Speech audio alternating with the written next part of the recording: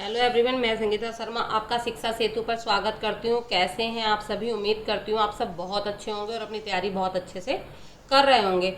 हम लोगों ने यूके ट्रिपल एससी में वीडियो की जो वैकेंसी आई थी उनके हिंदी का रिवीजन शुरू किया है, क्रैश कोर्स शुरू किया है, जिसमें हम लोग हिंदी की सारी यूनिट कवर करेंगे, प्लस हम लोग एमसीक्यू करेंगे और उसके बाद हम लोग हिंदी के ही लगभग मॉडल पेपर भी अब किया करेंगे। तो हम लोगों का एक दिन हम लोग थ्योरी करते हैं, अगले दिन हम उसकी प्रैक्टिस करते हैं। ये हमारी थर्ड क्लास है। इससे पहले की 2 क्लास मेरे चैनल पे पढ़ी हैं, जिन्होंने नहीं देखी है वो जाकर अपनी क्लास देख सकते हैं। हम लोगों ने परसों की क्लास में अपने पढ़ा था कि हम भाषा क्या होती है। भाषा क्या होती है? एक व्यक्ति का दूसरे व्यक्ति से आचार विचार प्रकट करने के लिए जिस चीज़ का हम प्रयोग करते हैं, जिस साधन का हम प्रयोग करते हैं, उसे हम भाषा कहते हैं। हिंदी भाषा की लगभग 3000 भाषाएं हैं। हिंदी विश्व में लगभग 3000 भाषाएं हैं। आकृति व रूप के आधार पर हिंदी जो है आपकी यूरोपीय परिवार की भाषा है। आपका क्वेश्चन आ जाता है कि हिंदी आपके कौन से परिवार की भाषा है, तो हिंदी आपके यूरोपीय परिवार की भाषा है। भारत में जो है कितने भाषा परिवार है? भारत में आपके 4 भाषा परिवार है, यूरोपीय, द्रविड़, ऑस्ट्रिक और चीनी तिब्बत।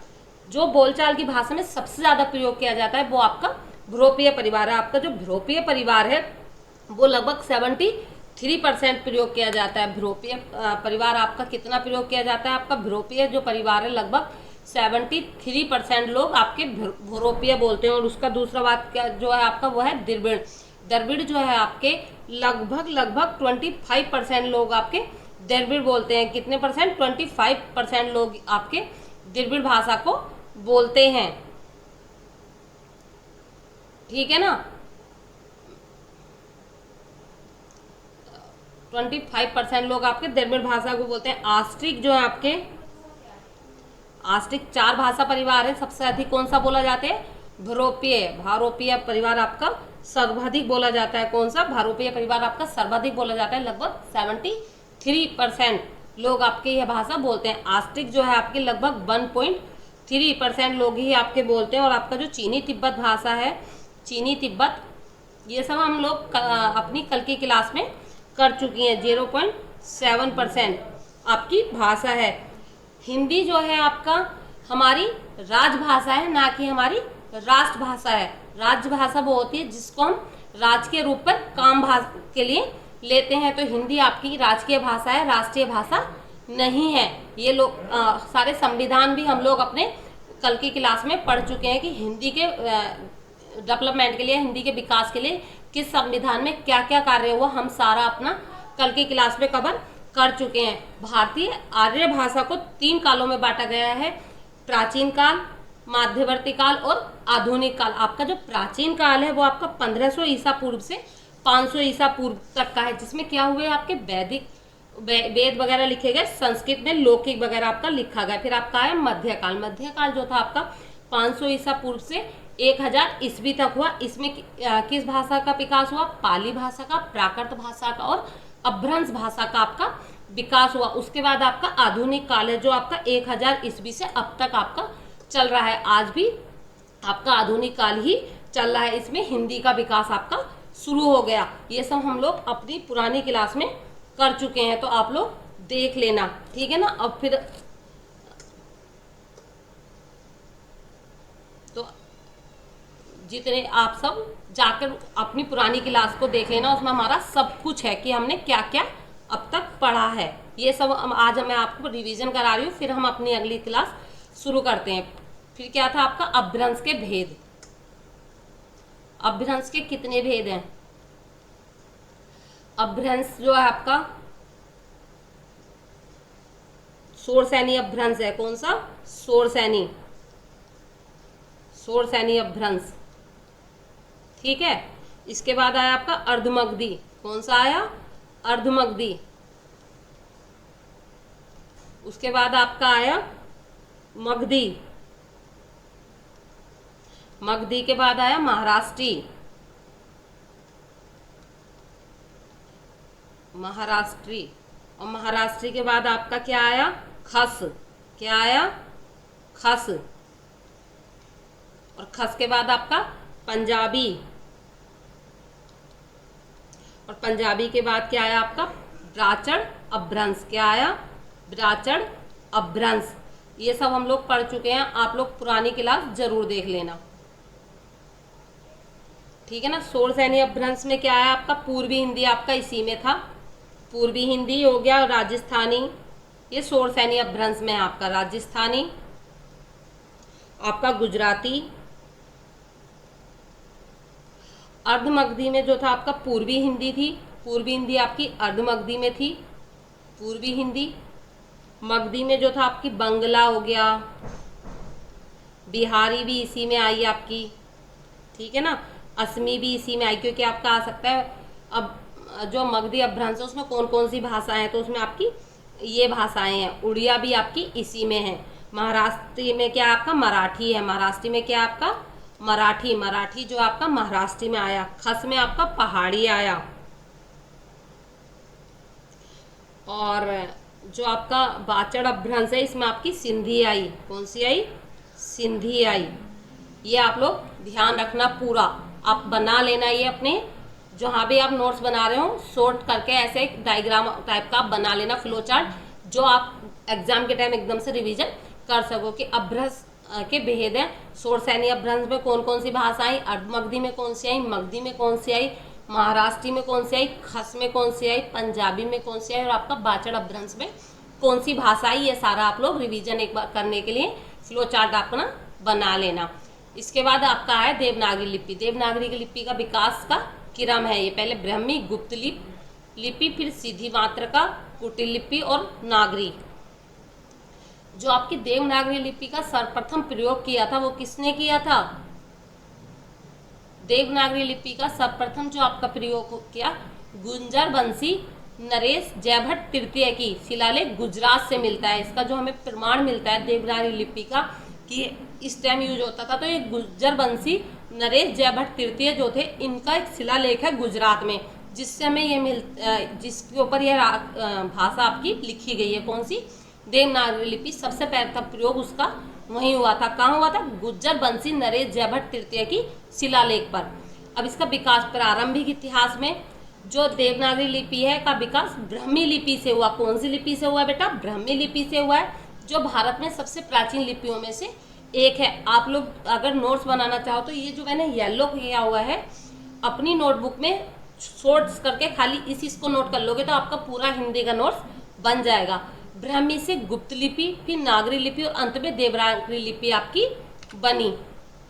इसका प्रयोग लगभग 7वीं सदी से 7वीं शताब्दी ईसा पूर्व से आपका शुरू हो गया। नाम की उत्पत्ति कैसे हुई, आपकी जो देवनागरी लिपि है इसके नाम की उत्पत्ति कैसे हुई, तो ये आपके दो शब्दों से मिलकर बना है। किससे, देव प्लस नागरी, किससे बना है, देव प्लस नागरी से आपका बना है। देव का अर्थ होता है आपका देवता और नागरी का अर्थ होता है नगर या नगरवासियों की। तो इसका पूर्ण अर्थ क्या हो गया, देवताओं की नगर की लिपि। क्या हो गया, इसका आपका क्वेश्चन बनता है कि देवनागरी का क्या अर्थ है, तो देवनागरी का अर्थ है आपका देवताओं की नगर की लिपि, जो इसे पवित्र और मान्य बनाता है। फिर आपका इसकी विशेषताएं क्या हैं, याद रखना। इसकी विशेषताओं में से आपका बच्चा क्वेश्चन आ जाता है। ये दक्षिण से बाईं ओर लिखी जाती है, मतलब ये दाईं से किधर लिखी जाती है, बाईं। ये दाईं से बाईं की ओर लिखी जाती है। इसे ध्वन्यात्मक पाई जाती है, इसमें ध्वन्यात्मकता पाई जाती है। ध्वन्यात्मकता क्या हुआ कि हम लोग बोलते हैं तो एक ध्वनि निकलती है ना, जैसे बोला जाता है वैसा ही लिखा जाता है। मैंने बोला दाईं, तो मैंने क्या लिखा, दाईं, तो ध्वनि निकली ना दाईं की, तो लिखा भी क्या, मतलब जो बोला जाता है वो ही इसमें लिखा जाता है। इसमें मात्राएं हैं, बड़ विन्यास है और संयुक्ताक्षर की समृद्धता भी आपकी पाई जाती है। देवनागरी लिपि में 12 स्वर हैं और 33 व्यंजन हैं। टोटल आपका आ जाता है कभी कभी कितने हुए, तो 3 और 2 5 और 2 और 1 3 और 1 4, टोटल कितने वो हुए अक्षर आपके 45 वर्ण इसके हैं। कितने वर्ण हैं, 45 वर्ण देवनागरी लिपि में आपके हैं। एक विशिष्ट रेखा सिरोरेखा होती है। सिरोरेखा क्या है, आपकी किसी भी अक्षर के ऊपर जो रेखा खींची जाती है, देवनागरी लिपि में जो भी किसी अक्षर के ऊपर रेखा खींची जाती है उसे हम सिरोरेखा कहते हैं, जो सभी अक्षरों के ऊपर खींची जाती है। जैसे आप लोग क्या लिखोगे तो ऐसे नहीं लिखते हो ना, इस तरीके से लिखा जाता है। कहने का मतलब क्या है, जो ऊपर रेखा खींची जाती है उसे हम सिरोरेखा कहते हैं। क्या कहते हैं बेटा? सिरोरेखा, उसको हम बोलते हैं। फिर इसका प्रयोग, यह लिपि वर्तमान में संस्कृत, हिंदी, मराठी, नेपाली और कोंकणी आदि भाषाओं में प्रयोग की जाती है। कहने का मतलब ये है बेटा कि जो ये लिखने में प्रयोग की जा रही है देवनागरी लिपि, वो किस किस भाषा में की जा रही है? तो आपकी मराठी, नेपाली, कोंकणी, हिंदी और संस्कृत में इसका प्रयोग आपका किया जाता है बच्चे। भारतीय संविधान की 8वीं अनुसूची में सम्मिलित कई भाषाएं देवनागरी लिपि का प्रयोग करती हैं। संविधान की कौन सी अनुसूची में भाषाओं का बारे में बताया गया? 8वीं अनुसूची में बताया गया है ना, तो वही इसमें बताया है। फिर आधुनिक उपयोग क्या है? आज यह भारत की सबसे प्रमुख और मानक लिपि है। कौन सी? आधुनिक युग में भारत की सबसे प्रमुख और मानक लिपि कौन सी है? तो कौन सी है बेटा? कौन सी लिपि पढ़ा रही हूँ मैं आपको? मैं आपको देवनागरी लिपि पढ़ा रही हूँ। तो कौन सी है? देवनागरी लिपि है। ठीक है ना बच्चे? फिर है सरकारी दस्तावेज, पाठ्यक्रम, मीडिया, संविधान की मूल प्रतियां भी देवनागरी लिपि में है। आपका संविधान जो है, आपका संविधान देवनागरी लिपि में लिखा गया है। अगर आपसे पूछा जाता है कि संविधान कौन सी लिपि में लिखा गया है, तो संविधान आपका देवनागरी लिपि में लिखा गया है। तो देवनागरी शब्द की व्युत्पत्ति के विषय में क्या क्या मत है? देखो, हर चीज़ के बहुत सारे मत होते हैं। कोई भी एक तुम इतना सा कोई काम कर लो, उस पर भी इतने सारे मत आपके आ जाते हैं। तो कुछ विद्वान गुजरात के नगर ब्राह्मणों की लिपि होने के कारण इसे नागरी लिपि कहते हैं। तो देवनागरी लिपि का बेटा दूसरा नाम क्या हो गया बच्चे?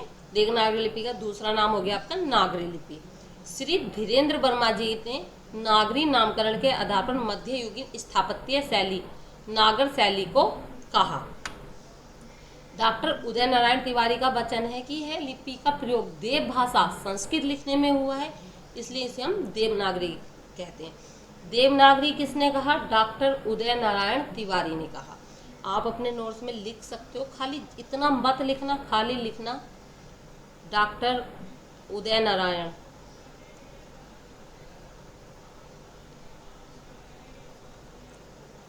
देवनागरी।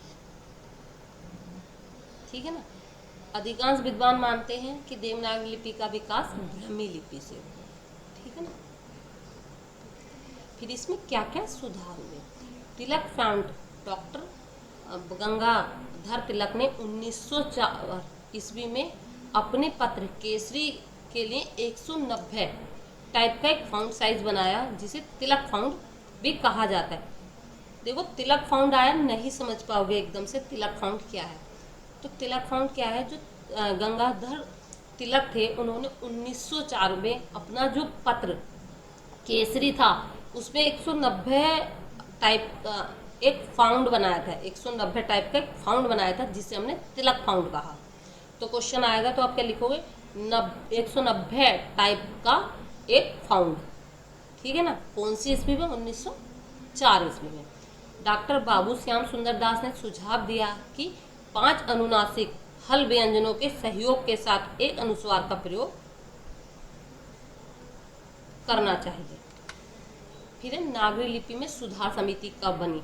नागरी लिपि की, यानी नागरी लिपि हो या देवनागरी लिपि हो, इसकी जो सुधार समिति बनी बच्चे 1935 में आपकी बनी। हिंदी साहित्य सम्मेलन कहाँ हुआ था? ये इंदौर में काका कालेलकर के नेतृत्व में नागरी लिपि सुधार समिति की स्थापना की गई। किसके नेतृत्व में हुई थी? इंदौर में काका कालेलकर करके। ठीक है ना? काका कालेलकर ने नागरी लिपि में मात्राओं के सुधार के लिए दृष्टि से 12 खड़ी चलाने का प्रस्ताव दिया। 12 खड़ी क्या है? आप सब जानते होंगे।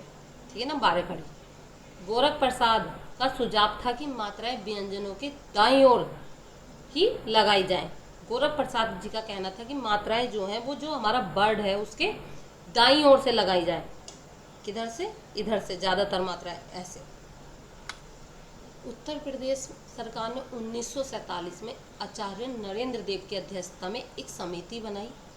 1953 में उत्तर प्रदेश सरकार के तत्कालीन उपराष्ट्रपति डॉक्टर राधा कृष्णन की अध्यक्षता में एक परिषद का गठन भी किया गया। जो उत्तर प्रदेश सरकार ने समिति बनाई थी वो 1947 में बनाई थी। और जो आपका उत्तर प्रदेश सरकार ने परिषद का गठन कर दिया था आपका 1953 में आपका किया था। डॉक्टर सुनीति कुमार चटर्जी ने देवनागरी लिपि के स्थान पर रोमन लिपि रखने का सुझाव दिया। सुनीति कुमार चटर्जी जो थी उन्होंने कहा कि देवनागरी लिपि का प्रयोग न करते हुए रोमन लिपि का प्रयोग किया जाए। ठीक है ना। फिर इसके क्या गुण हैं, मैंने अभी पीछे बताया था जो विशेषता है वही इसके लगभग गुण है। क्या? ध्वन्यात्मक लिपि है, जो बोला जाता है वही लिखा जाता है, हर वर्ड का निश्चित उच्चारण होता है। स्वर क्या है हमारे, व्यंजन क्या है, उसमें स्पष्टता है। सिरोरेखा, इसके ऊपर एक सिरोरेखा खींची जाती है जो शब्दों को जोड़ती है।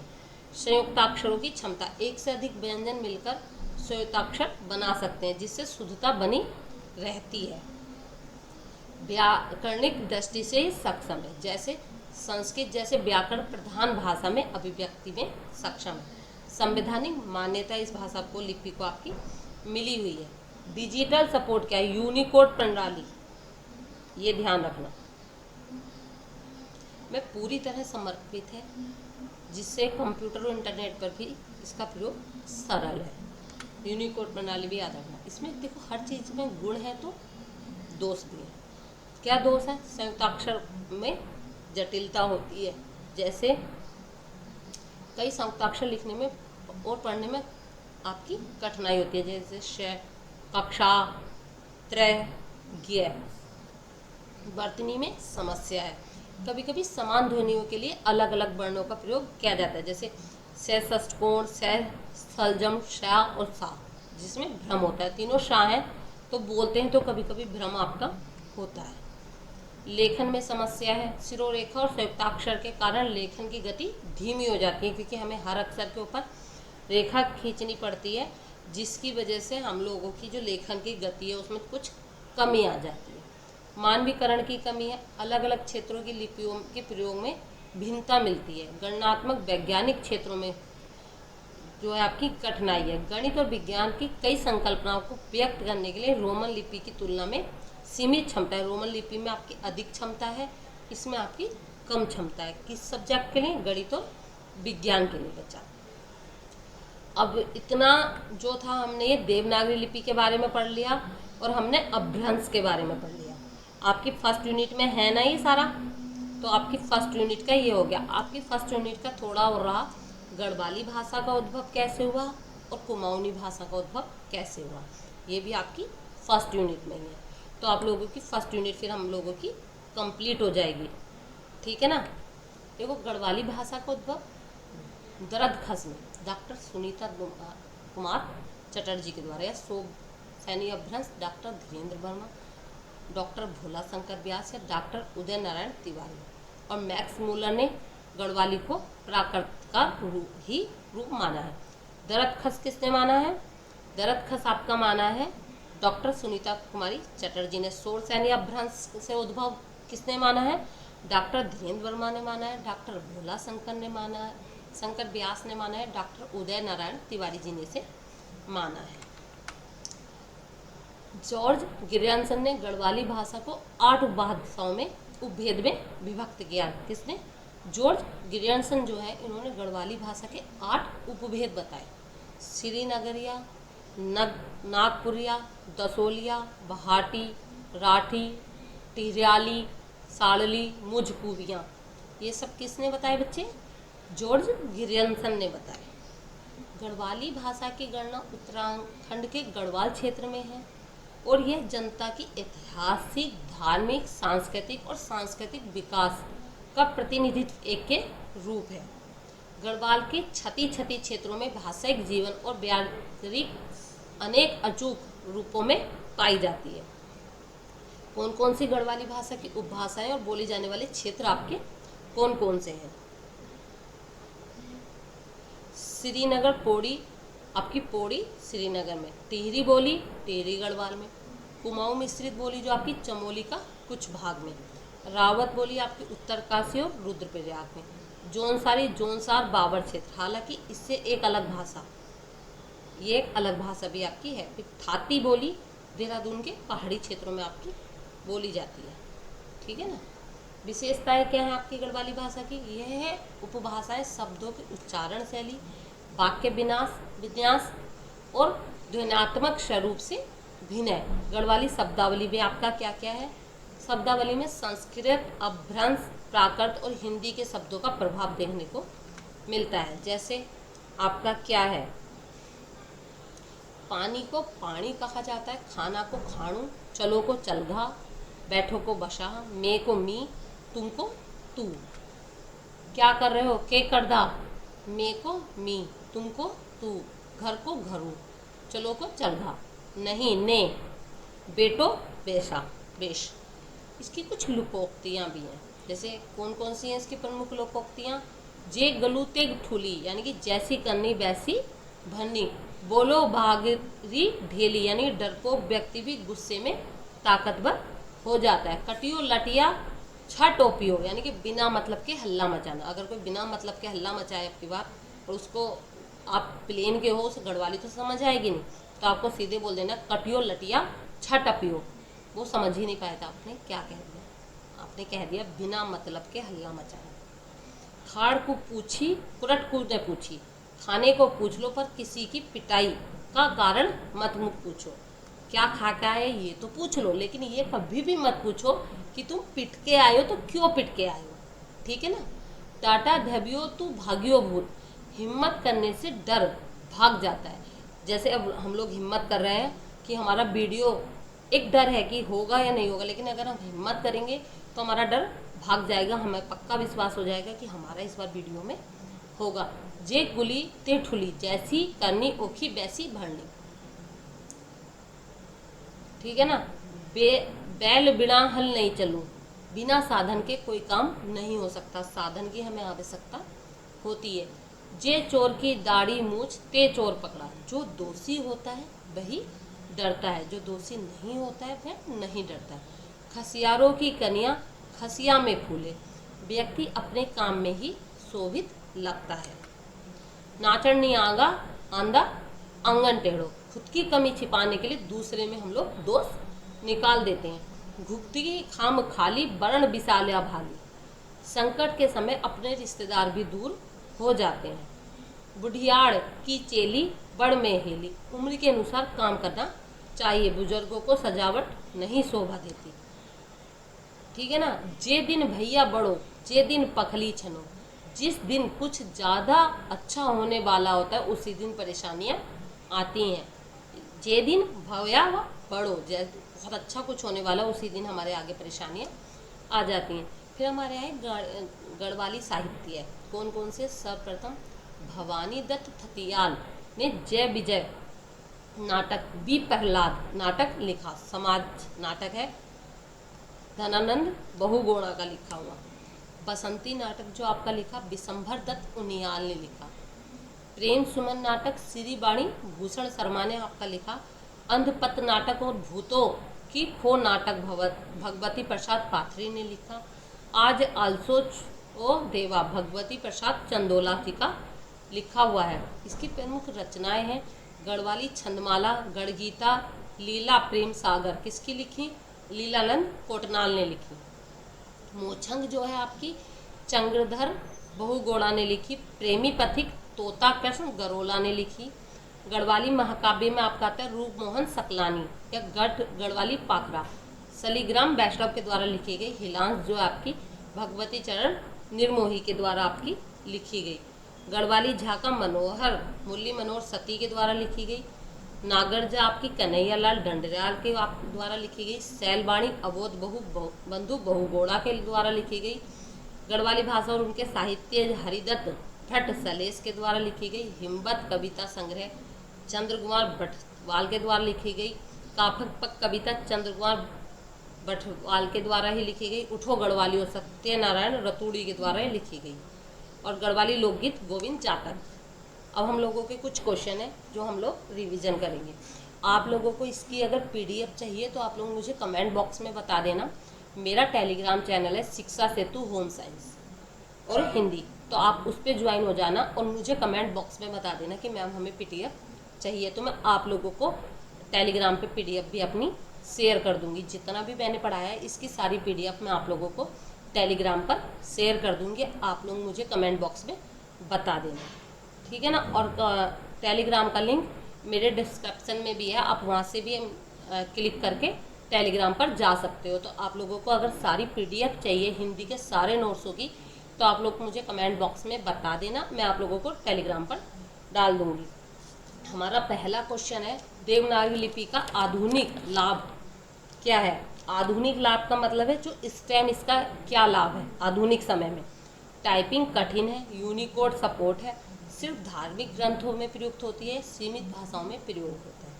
मैंने जब पढ़ाया था मैंने लाइन खींची थी, इसमें यूनिकोड सपोर्ट होती है, जिससे हम लोग कंप्यूटर वगैरह में भी इसमें हम लोग काम कर सकते हैं। नेक्स्ट है, देवनागरी लिपि का प्रयोग इनमें से किस भाषा में नहीं होता। किस भाषा में होता है मैंने वो बताया था, तो जो भाषा मैंने वहाँ नहीं बताई थी उसमें नहीं होता होगा, क्योंकि इसमें हमसे नहीं पूछा है। हमसे यह नहीं पूछा है कि इनमें से किस भाषा में होता है, हमसे पूछा है किस भाषा में नहीं होता है। तो जब भी कोई एग्ज़ाम हो तो इस नहीं का ध्यान रखते हुए इस पे एक गोला जरूर कर लो। तो किस में नहीं होता है, हिंदी में नहीं होता है, संस्कृत में नहीं होता है, मराठी में नहीं होता है, तमिल में नहीं होता है। तो आपका तमिल में ये नहीं होता है। देवनागरी लिपि को देवनागरी क्यों कहा गया। देवन के कारण, देवताओं के प्रयोग से, धार्मिक उपयोग के कारण, या उपरोक्त सभी। तो क्यों कहा गया उपरोक्त सभी। क्या होगा बच्चे, उपरोक्त सभी होगा इसका। देवनागरी लिपि की लेखन दिशा है, जो आपकी देवनागरी लिपि है उसकी लेखन दिशा क्या है। ऊपर से नीचे को लिखी जाती है, नीचे से ऊपर को लिखी जाती है, या आपकी दाएं से बाएं को लिखी जाती है, या बाएं से दाएं को लिखी जाती है। क्या है, तो आपकी ये बाएं से दाएं से बाएं को लिखी जाती है। क्या है लेखन की दिशा आपकी, ये आपकी दाएं से बाएं को लिखी जाती है। नागरी शब्द का तात्पर्य, नागरी शब्द का तात्पर्य क्या है। पुरोहितों की लिपि, देवताओं की भाषा, नगरवासियों की लिपि, या विदेशियों की भाषा। नागरी का क्या अर्थ है, पूछा क्या है, नागरी का अर्थ पूछा है। तो बोला था ना एक राइटर ने, नगरवासियों की लिपि है, इसलिए हम इसे नागरी लिपि भी कहते हैं। देवनागरी लिपि का प्रमुख गुण क्या है। अस्पष्ट ध्वनि, कि हम लोग जो बोल रहे हैं आपको स्पष्ट नहीं हो रहा है, अस्पष्ट ध्वनियाँ हैं। कठिन लेखन, स्पष्ट उच्चारण है, रेखाविहीन लेखन। रेखाविहीन लेखन तो इसका नहीं है, क्योंकि इस पर क्या लगती है, इस पर आपकी सिरोरेखा लगती है। बोला था ना सिरोरेखा लगती है। कौन सी होती है सिरोरेखा, ये जो मैं किसी भी अक्षर के ऊपर खींच रही हूँ ये आपकी सिरोरेखा होती है। तो स्पष्ट उच्चारण क्या है इसका मुख्य गुण, इसका स्पष्ट उच्चारण इसका मुख्य गुण है। संविधान की मूल प्रति किस लिपि में लिखी गई है, उर्दू, रोमन, देवनागरी या बांग्ली। अभी मैंने पढ़ाते समय बताया था किस में लिखी गई है, देवनागरी में लिखी गई है। देवनागरी लिपि का एक दोष क्या है, अधिक सरलता। तो किसी भी कार्य को करने में अगर सरलता है तो वह उसका दोष नहीं है, ठीक है ना।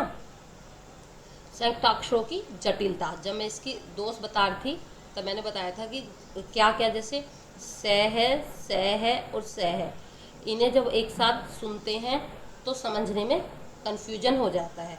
या फिर आपका क्या था,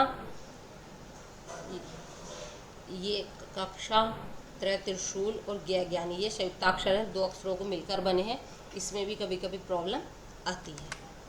देवनागरी लिपि किस प्रकार की लिपि है, चित्रात्मक, ध्वन्यात्मक, संज्ञात्मक या गणनात्मक। तो किस प्रकार की लिपि है आपकी, ध्वन्यात्मक लिपि है। कैसी लिपि है, ध्वन्यात्मक लिपि है। देवनागरी लिपि में प्रयुक्त होने वाली रेखा क्या कहलाती है, मूल रेखा, मध्य रेखा, सिरोरेखा या अंतरेखा। क्या कहलाती है जो आपकी देवनागरी लिपि में प्रयोग होती है बच्चे, सिरोरेखा कहलाती है, ठीक है ना। फिर है परम चिरऊ, अभ्रंश काव्य है, किसने लिखा है। जो आपका परम चिरऊ है, अभ्रंश काव्य है आपका, किसने लिखा है, पुष्पदत्त ने, हेमचंद्र ने, कालिदास ने या नीलकंठ ने। तो बच्चे ये जो आपका लिखा है ये पुष्पदत्त ने लिखा है। अभ्रंश काल किस अवधि में माना जाता है, आधुनिक काल में था ना। आधुनिक काल कब था हमारा, 1000 ईस्वी से अब तक, ठीक है ना। तो 1000 ईस्वी के बाद में होगा, इस हिसाब से एलिमिनेट कर लेते हैं हम लोग। इस हिसाब से ये तो है नहीं, पक्का ना, ये तो आपका है नहीं, ठीक। कौन सा होगा? ये होगा 600 से 1000 ईस्वी के बीच। प्राकृत और अपभ्रंश किसकी जननी मानी जाती है? जो आपकी प्राकृत भाषा है और आपके अपभ्रंश, ये किसकी जननी है?